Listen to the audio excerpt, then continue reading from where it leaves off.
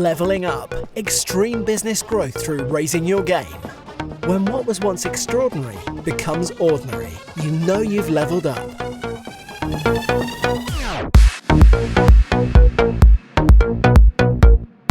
Hello and welcome to the Leveling Up podcast with me, George Swift from Bigger, Brighter, Bolder. I'm also the founder of BBB Success Groups for ambitious entrepreneurs and extreme growth masterminds.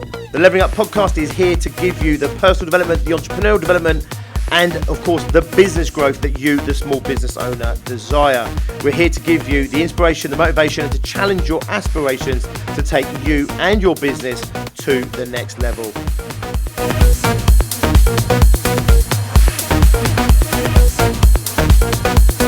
Don't forget to tune in every Monday and Wednesday where we're looking at mindset, attitude, personal performance, and of course business growth. And on Fridays when we do our Friday 5-minute fix. Please subscribe to this podcast and never miss an episode. Okay, so today it is a Friday 5-minute fix.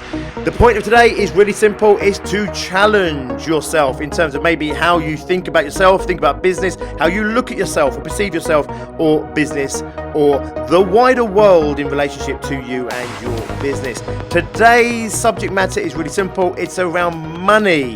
Now, there'll be many podcasts around money because money really is very important in business, in case you didn't know this. However, as a Friday 5-minute fix, it's really a challenge here, and that is this.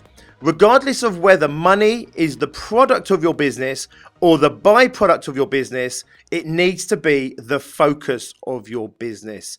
If you are a stockbroker, the whole point of your existence is to make money. If you're flipping houses or flipping cars, the whole point of your business is money. In other words, you make money. That's what your business does. If, however, you're a service-based business, for example, maybe you're a coach or a mentor, maybe you're an accountant, then making money for you is a byproduct of what you do. Does this make sense? Okay. It's a byproduct of what you do. In other words, you give great service, you deliver a certain result, and if you do that, you make good money. Now, I know that obviously if you're also flipping houses and that, there's a money that's, kind of the byproduct as well, in terms of obviously you have to make good business decisions. You have to make sure there's money in the property, etc. I know all that, right? So I'm not insulting anybody there that's a stockbroker or in the property game or flips cars for a living or whatever it might be. What I really mean by really simple is there are a number of businesses where the whole aim of the business is just to generate cash and make money, okay? There are many other businesses where they are focused on delivering a service or an outcome, and they make money as a byproduct of doing a great job there. And here's the thing I want you to think about. Regardless of whether it's the product of your business or the byproduct of business, it must be the focus of your business. You need to make money your number one priority in business. Wow, that's challenging for so many people I know to hear. It doesn't mean, by the way, that you stop operating any of your other values, okay? Doing an amazing job, delivering great service, helping people, supporting people, your clients, etc. It doesn't mean you stop any of that. I just want to take money from being so low down on so many business owners' priority to top of the priority. In other words, get the money right.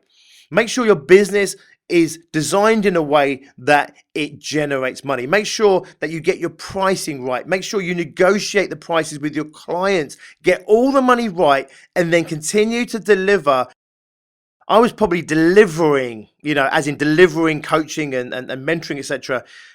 40 hours a week. On top of that, of course, you've got to do all of the other work in your business. Tracy, my partner in life and in business, she was also probably delivering 20, 25 hours a week. And on top of that, the networking, the sales and the marketing, running the business, etc. We were absolutely maxed out, absolutely exhausted, absolutely, completely and utterly flat out. We loved what we were doing. We were great at it, but the business was maxed out. We were maxed out and we were very, very quickly becoming exhausted.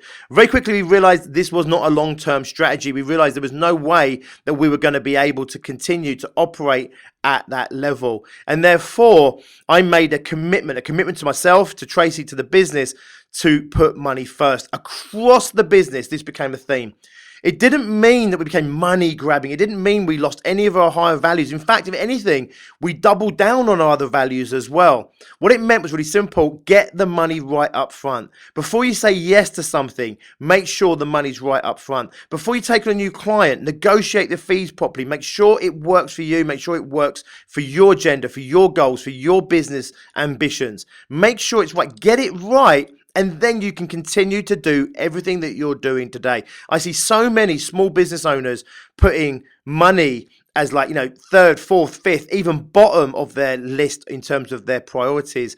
I really want you, and I urge you and challenge you to take it from the bottom or low down on your list of priorities and make it the number one thing. For many business owners, this can be incredibly challenging. I totally get that. I completely understand that. However, I have helped many business owners just like you overcome their blocks and their barriers around this concept of money being important, of putting money first.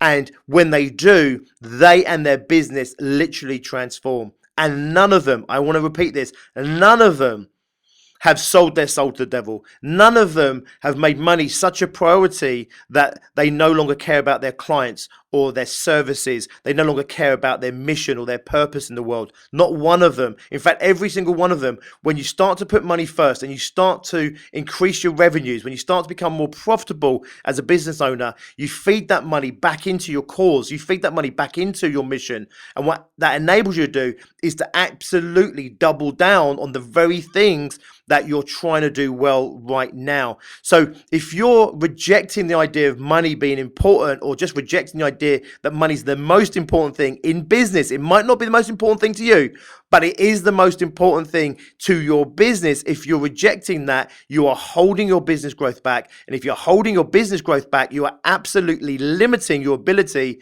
to do the very things that potentially are holding you back from making this decision of putting money first. The idea that somehow you are going to be a bad person, or somehow you're not going to deliver great service, or somehow you're being greedy, or somehow you're not making your clients a priority.